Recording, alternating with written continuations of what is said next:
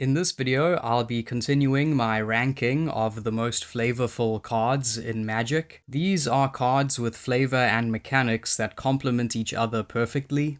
Most of them are top-down designs, where the narrative and the thematic concept of the card come first, and then the abilities are designed to fit that idea. There are so many great flavorful cards in the game that it's hard to limit them to even 100. So before I get on with my top 50 countdown, I want to list a few honorable mentions. Honorable mention number 1, King Makar, the Gold Cursed. In Greek mythology, the king Midas wished for the ability to turn everything he touched into gold, a boon which became a curse. The food and drink he touched turned to gold, as did even his daughter when he embraced her. The art conveys that sense of tragedy. Ability-wise, King Makar can exile creatures and replace them with gold tokens, which function similarly to treasure tokens. Honorable mention number 2, the Hive. This one might not look all that elegant by today's standards, but for its time, the Hive was a forward-thinking design. The Hive is an artifact that says pay 5, create a 1/1 flying wasp token. Very simple. This card appeared all the way back in Alpha, and was the very first card in the game to reference tokens. The idea of game objects that were not literally cards would go on to be hugely influential, and every token producer since owes a debt to the Hive. Honorable mention number 3, Rock Hydra. Another creative but messy design that first appeared in Alpha. This was Magic's first attempt at depicting a Hydra. +1/+1 counters represent the Hydra's heads, and in the original printing, the word head literally appears in the rules text. Each point of damage dealt to Rock Hydra removes a head from it, but you can pay 3 red mana each turn to grow a new head. While clunky, this design would also inspire many cards to follow. Honorable mention number 4, All Hallows Eve. This black sorcery says, exile All Hallows Eve with 2 Scream counters on it. At the beginning of your upkeep, if this card is exiled with a Scream counter on it, remove a Scream counter from it.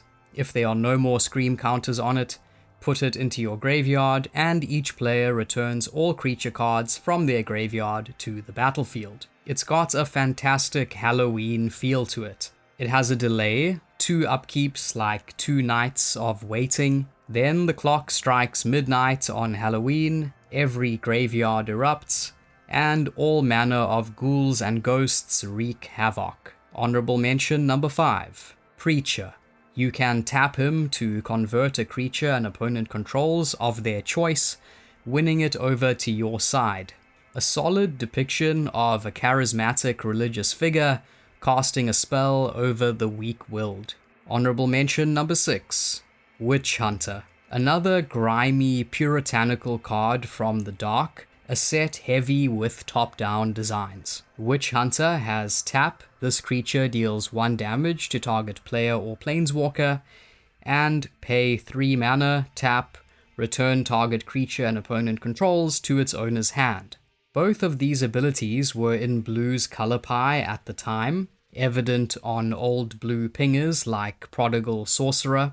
So essentially, Witch Hunter has the abilities of the very spellcasters it hunts, a nod to how real-world witch trials demonstrated the very evil they claimed to be eradicating. Honorable mention number 7, Maze of Ith. The art is very trippy, but mechanically, Maze of Ith is a straightforward expression of a maze.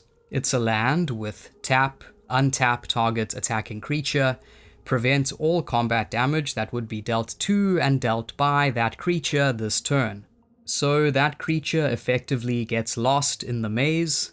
Flavorful idea turned into a powerful gameplay effect. Honorable mention number 8, Hex. A black kill spell where the flavor is also the restriction that makes it balanced. Hex says, destroy 6 target creatures, not up to 6. Meaning that you have to have 6 targets to cast it at all. The name is great. A hex is another word for a spell or curse, while hex is also the Greek word for 6, as in hexagon. Honorable mention number 9, Tivadar of Thorn. Tivadar of Thorn is a time spiral reference to the old classic Knights of Thorn and Tivadar's Crusade. He has first strike, protection from red, and when Tivadar enters, destroy target goblin. The flavor text says, his blade came down upon the neck of a goblin, but not the one he had charged. When Tivadar looked up, the world he had known was gone. The character has accidentally stepped through a time rift and is now stranded in a different era. Honorable mention number 10, Bog Brew Witch. This one is really 3 cards, each of which complements the others perfectly. The witch can tutor for Bubbling Cauldron, in which she brews her potions, as well as Festering Newt, one of her key ingredients. The Cauldron can sacrifice the newt to make each opponent lose 4 life, and you gain life equal to the life lost this way. Then the newt says, when it dies, target creature an opponent controls gets -1/-1 until end of turn. That creature gets -4/-4 instead if you control a creature named Bog Brew Witch. These cards are a nod to the witch's song from Macbeth, where the chorus goes, double, double, toil and trouble, fire burn and cauldron bubble. One of the famous ingredients from that recipe is, of course, Eye of Newt. With those honorable mentions out of the way, let's get on with the top 50. Number 50, Frozen Solid. The illustration shows a creature completely entombed in ice. The gameplay mirrors that stasis perfectly. The creature doesn't untap, and if it's damaged, the ice shatters, taking the trapped monster with it. Blue doesn't get that much outright creature destruction, but here the flavor justifies it. Number 49, Crashing Drawbridge. A charming one from Throne of Eldraine. It has Defender, but when the bridge slams down, your army can immediately charge across, hence granting haste to all your creatures. The tapping cost even imitates the physical act of lowering the platform. Number 48, Ghoul Flesh. This one represents that classic story beat in a horror movie where a character is slowly becoming undead, perhaps after being bitten by a walker. Enchanted creature gets -1/-1 and is a black zombie in addition to its other colors and types. The flavor text brings it home. The body dies in stages. First the skin, then the muscle, the brain is last, much to the victim's dismay. Number 47, Shadowfax, Lord of Horses. This is one of the best memes from the Lord of the Rings set. Shadowfax grants all horses haste, along with reminder text explaining what haste does. So Shadowfax literally shows us the meaning of haste. Number 46, An Offer You Can't Refuse.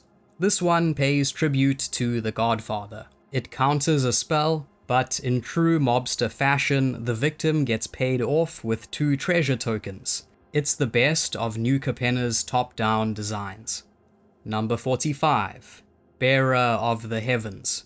This one depicts Atlas, the titan condemned to hold up the heavens on his shoulders for eternity as punishment for fighting against Zeus. When it dies, destroy all permanents at the beginning of the next end step. It stands with the likes of Worldslayer and Apocalypse as one of the few effects that can completely and truly wipe the board.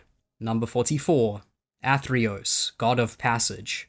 Theros' equivalent of Charon, the ferryman who carries souls to the underworld, or at least those who can pay the toll. This is reflected in his ability. Whenever another creature you own dies, return it to your hand unless target opponent pays 3 life. On top of being flavorful, it's a static effect that presents the opponent with endless tough choices. Number 43, Liliana, Heretical Healer. The Flipwalkers generally do a decent job of communicating some story information about each Planeswalker's spark being ignited, and Liliana Heretical Healer is one of the best. She begins as a humble cleric with lifelink until tragedy strikes. Liliana's brother Josu was afflicted with a mysterious illness, and a strange man tricked Liliana into using a cursed cure on her brother. The cure turned Josu into an insane undead creature, and Liliana had no choice but to use her magic to kill him. This incident awakened her planeswalker powers. The card's abilities show that pretty well. Whenever another non-token creature you control dies, you create a 2/2 zombie token. Then Liliana transforms into the defiant necromancer we know. Number 42. Demonic Pact. Speaking of Liliana, Demonic Pact offers us one of Magic's finest depictions of a Faustian bargain. It says, at the beginning of your upkeep, choose one that hasn't been chosen. This enchantment deals 4 damage to any target and you gain 4 life. Target opponent discards 2 cards, draw 2 cards, and finally, you lose the game. You get damage, life gain, disruption, and card advantage until the debt comes due and your soul is forfeit. It's a whole story just in rules text. Number 41. Blazing Torch. A torch is one of humanity's oldest weapons against the dark, and this equipment runs with that symbolism really well. Creatures of the night can't block a creature holding open flame, and once the torch is thrown, it deals exactly 2 damage, enough to wound or scare off something unnatural, but at the cost of sacrificing the tool itself. Number 40. Clackbridge Troll. This card is a riff on the fairy tale of the 3 billy goats Gruff. In the story, each goat tells the troll not to eat him, but rather to wait for his bigger, tastier brother to cross the bridge, which the troll does, only for the final biggest goat to throw him off. This comes through in the card's mechanics, though with a bit of a darker twist. When Clackbridge Troll enters, target opponent creates 3/0/1 white goat creature tokens. Then, at the beginning of combat, your opponent can sacrifice a creature to tap the troll, temporarily delaying its rampage, at the cost of making its controller gain 3 life and draw a card. Number 39. Gingerbrute. Eldraine strikes again. Gingerbrute is effectively the gingerbread man of fairy tales, who is famously fast and can't be caught.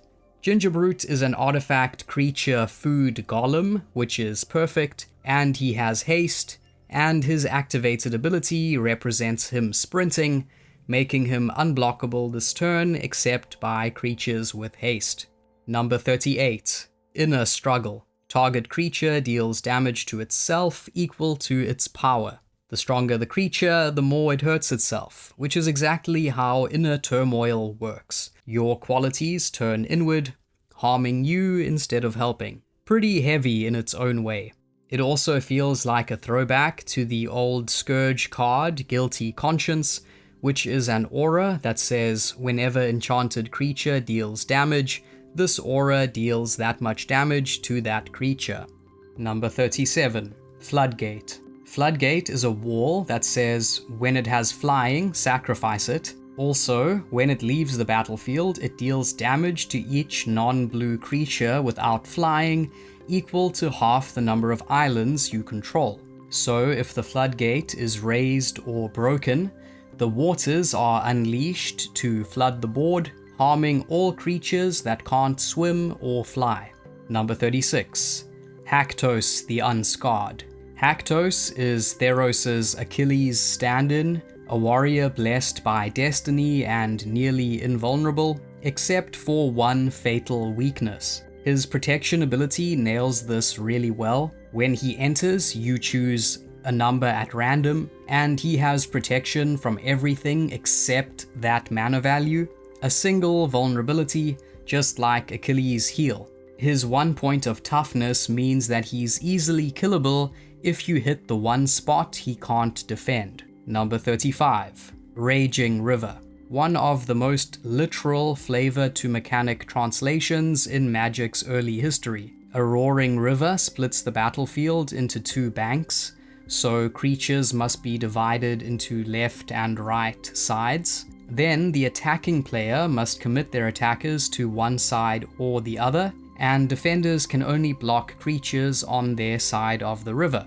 This doesn't apply to flyers, who can simply flit across the water. Number 34. Swords to Plowshares. White's defining removal spell. This classic references a quote from the Old Testament: "They will beat their swords into plowshares and their spears into pruning hooks. Nation will not take up sword against nation, nor will they train for war anymore."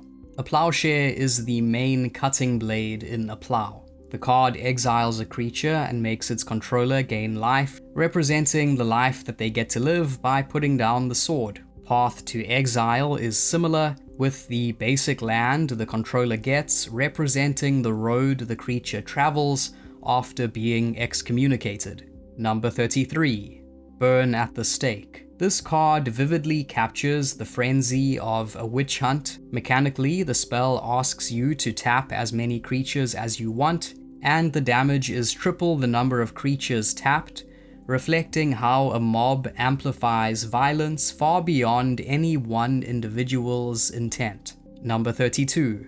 Gamble. This one is fantastically literal. Red's version of a tutor had to feel reckless, impulsive, almost drunken, and Gamble delivers exactly that mood. For 1 mana, you search for anything, which feels dangerously powerful, but then you discard at random. That tension, the risk of losing exactly the card you just grabbed, is the flavor. Number 31. Underworld Cerberus. In Greek mythology, Cerberus is the three-headed dog who guards the gates of the underworld, preventing the dead from leaving. All its abilities are spot on. This creature can't be blocked except by 3 or more creatures. Cards in graveyards can't be the targets of spells or abilities. When this creature dies, exile it, and each player returns all creature cards from their graveyard to their hand. Number 30. A Crowan Horse. The Trojan horse reimagined for Theros. You give the opponent this innocent-looking 0/4 defender, then every turn, soldier tokens spill out of it. Pity it's not a little bit stronger, because the design is super fun. Number 29. Viscera Seer. In ancient times, haruspicy was the grisly art of divining the future by examining the entrails of sacrificed animals. This card communicates that concept amazingly well. Viscera Seer can sacrifice a creature to scry 1, essentially rifling through animal corpses for new visions. Number 28. Swooping Pteranodon. This one is crazy in the best way. Flying, haste. Whenever this creature or another dinosaur you control with flying enters, gain control of target creature an opponent controls until end of turn. Untap that creature, it gains flying and haste until end of turn. At the beginning of the next end step, target land deals 3 damage to that creature. So the Pteranodon snatches up one of your opponent's creatures, carries it high up into the air, then drops it, and the impact of it hitting the ground makes the hapless victim take damage. Having the land itself deal the damage is the cherry on top. Number 27. Gallows at Willow Hill. This artifact says pay 3, tap 3 untapped humans you control, destroy target creature. Its controller creates a 1/1 white spirit creature token with flying. So it takes 3 people to kill someone: judge, jury, and executioner. Then the hanged man returns as a ghost. A perfect Gothic horror story. Number 26. Chained to the Rocks. This is a straight retelling of Prometheus's punishment, where once again the flavor is also the restriction that makes the card balanced. This aura exiles a creature on ETB, but you must have a mountain for it to enchant, meaning it's restricted to Boros shells. Number 25. Illyrios Enraptured. This card is modeled on the myth of Narcissus, a man so captivated by his own reflection that it immobilizes him. He enters tapped, and when he enters, you get a 3/2 reflection token, its stats mirroring his own. Illyrios doesn't untap during your untap step if you control a reflection, representing him staring into the water's surface, transfixed. Number 24. Prisoner's Dilemma. This card is a great representation of the famous concept from game theory. A prisoner's dilemma is a situation where two or more people acting in their own self-interest runs counter to their collective self-interest. The card reads, each opponent secretly chooses silence or snitch, then the choices are revealed. If each opponent chose silence, prisoner's dilemma deals 4 damage to each of them. If each opponent chose snitch, prisoner's dilemma deals 8 damage to each of them. Otherwise, prisoner's dilemma deals 12 damage to each opponent who chose silence. So, if both players choose silence, they both benefit, but if only one chooses silence, the silent one pays a massive price. Number 23. Caltrops. Caltrops are spiked metal devices used to impede vehicles, or in earlier times, cavalry horses. This card expresses that neatly. Whenever a creature attacks, Caltrops deals 1 damage to it. Number 22. Volo, Itinerant Scholar, a famous character from Dungeons & Dragons. Volo's whole identity is that he compulsively catalogs every creature he comes across. His card turns that quirky lore into a mechanical engine. He hands you a journal and starts taking notes on creature types as you play them. The more wild and diverse your menagerie, the more he rewards you with cards. Number 21. Arwen, Mortal Queen. Arwen's design captures her choice to abandon immortality to be with Aragorn. She enters with an indestructible counter, her immortal elven nature, but she can give it up in order to empower another creature. Number 20. Protean Hydra. Protean Hydra builds on the ideas introduced by Rock Hydra and gives them their ultimate expression. It enters with X+1/+1 counters on it. If damage would be dealt to it, prevent that damage and remove that many +1/+1 counters from it. Whenever a +1/+1 counter is removed from this creature, put 2 +1/+1 counters on it at the beginning of the next end step. So damage doesn't actually hurt the Hydra, it just trims off counters, which later regrow into even more counters. Every attempt to kill the beast is actually feeding it, escalating the threat in a way that feels almost comically inevitable. You feel momentarily successful when you chop off a head, but then the Hydra just gets bigger and angrier. Number 19. Mount Doom. The final ability of Mount Doom is the climax of Return of the King. Pay 5 and 1 black and 1 red, tap, sacrifice Mount Doom and a legendary artifact, choose up to 2 creatures, then destroy the rest. So the volcano is destroyed, as is the ring, then all of Mordor collapses, leaving only Sam and Frodo alive. Number 18. Welcome to /Jurassic Park. This saga recaps the main plot points from Jurassic Park. Chapter 1 begins with the park's illusion of control. Non-creature artifacts get turned into 0-4 walls. Chapter 2 then unleashes a small dinosaur, and Chapter 3 delivers the inevitable. All the walls are destroyed, the containment systems collapse, then the saga transforms into a land that says, each dinosaur card in your graveyard has escape. Very clever. Number 17. The first Eroan games. First, you get your contender, a modest 1/1 hero stepping into the arena. Next, through training, discipline, or divine favor, the hero is strengthened with 3 +1/+1 counters. By Chapter 3, if that hero has grown into someone formidable, you're rewarded for their triumph with 2 cards drawn. And finally, the victor earns a medal in the form of a gold token. Number 16. Star of Extinction. This one shows us the meteor impact that wiped out the dinosaurs. Destroy target land, Star of Extinction deals 20 damage to each creature and each planeswalker. Simple but effective. Number 15. Skur's Dag High Priest. Tap 2 untapped creatures you control. Create a 5/5 black demon creature token with flying. Activate only if a creature died this turn. So 3 cultists gather for a ritual, they sacrifice somebody, and they summon a dark entity. The flavor text is subtly chilling too. Thraben's pleas fall on deaf ears, ours do not. Number 14. Peak Eruption. Destroy target mountain. Peak Eruption deals 3 damage to that land's controller. A neat way to communicate the idea of a volcanic flare-up. Interesting that this is a red spell that preys on red decks. Number 13. Lovestruck Beast.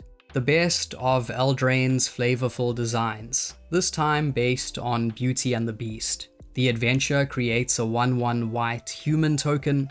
The creature is a 5/5 beast noble that can't attack unless you control a 1/1 creature. So only the presence of his human love interest can coax the beast into action. Number 12. Dark Depths. The Cold Snap Dark Depths features one of my favorite artworks in the whole game.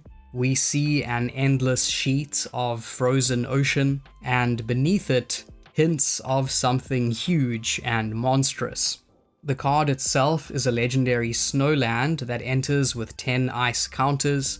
You can pay 3 mana to remove a counter, representing the ice melting. When the ice has fully thawed, you sack the land and create Morit Lage, a legendary 2020 black avatar creature token with flying and indestructible. Dark Depths seems like a tribute to Cthulhu, who slumbers beneath the Pacific Ocean in a death-like but not truly dead state. Number 11. Dryad Arbor.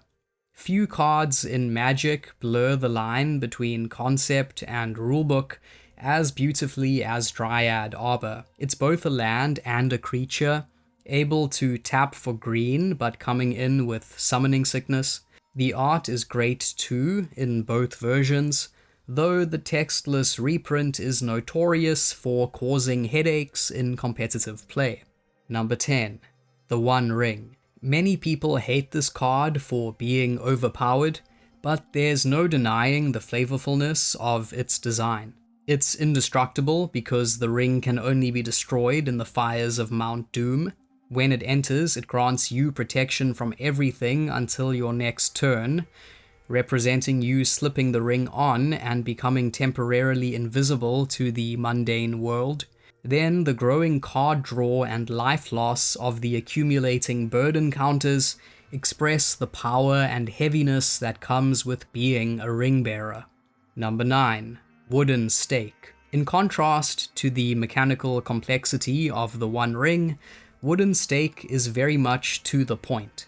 It grants its wielder a humble +1/+0 buff, since it's a relatively weak weapon in most scenarios. But it also says whenever equipped creature blocks or becomes blocked by a vampire, destroy that creature, it can't be regenerated. In Eastern European folklore, it was believed that pinning a corpse down with a wooden stake would prevent it from being reanimated. Vampire movies took that idea and ran with it. Number 8. Moat. Another straightforward one that's both clever and very powerful. This enchantment simply says, creatures without flying can't attack. Nicely done. Number 7. Wedding Ring. When Wedding Ring enters, you give one of your opponents their own copy, instantly forming a pair. From that point on, whatever good things happen to one happens to the other. In this case, card draw and life gain. So the card is a flavor win that also makes for some interesting political play in Commander. Number 6. Olivia Voldaren. Olivia Voldaren is a fantastic depiction of a vampire turning people and enthralling them. She has pay 1 and a red. Olivia Voldaren deals 1 damage to another target creature. That creature becomes a vampire in addition to its other types. Put a +1/+1 counter on Olivia Voldaren. That represents her biting someone, draining some of their blood, and transforming them into a bloodsucker too. Then she also has pay 3 and 2 black, gain control of target vampire for as long as you control Olivia Voldaren, showing her binding these vampiric neonates to her will. Number 5. Titan of Eternal Fire. One of my favorites from Theros. Titan of Eternal Fire says, each human creature you control has pay 1 red, tap. This creature deals 1 damage to any target. It's Prometheus giving humans the use of fire. Number 4. Form of the Dragon. This enchantment turns you into a dragon. You essentially have 5 power, because once on each of your turns, Form of the Dragon deals 5 damage to any target. You essentially have 5 toughness, because at the end of each turn your life total becomes 5, like damage wearing off you. Lastly, creatures without flying can't attack you, since you yourself are airborne. Players liked this design so much that it's since spawned sequels like Form of the Dinosaur, as well as uncards like Form of the Squirrel and Form of the Approach of the Second Sun. Number 3. Delver of Secrets. Delver of Secrets begins as a fragile, bookish 1/1 wizard poking at strange larvae and bottled specimens. His triggered ability represents him studying forbidden magics, and when he's successful, he transforms into a formidable 3/2 flying insect. The card pays clear homage to the classic movie The Fly. Number 2. Phylactery Lich. Liches are defined by one thing: their immortality is stored elsewhere. This card is that idea distilled perfectly into mechanics. When the Lich enters, you anchor its soul to an artifact, its phylactery. That artifact becomes the vessel of his undeath. As long as the object is intact, the Lich is indestructible, but if the phylactery ever breaks, he collapses instantly. Number 1. Rescue from the Underworld. This one is inspired by the myth of Orpheus and Eurydice. It says, as an additional cost to cast this spell, sacrifice a creature, choose target creature card in your graveyard, return that card and the sacrificed card to the battlefield under your control at the beginning of your next upkeep. Exile rescue from the Underworld. So the sacrificed creature represents the hero descending into the underworld to rescue his beloved. Then that creature and the one already dead are returned to the battlefield, but only at the beginning of your next upkeep, representing the time it takes for them to journey back to the land of the living. Great stuff. That's all for today. Until next time, thanks for watching. If you enjoyed this video, please like, subscribe, and consider joining my Patreon.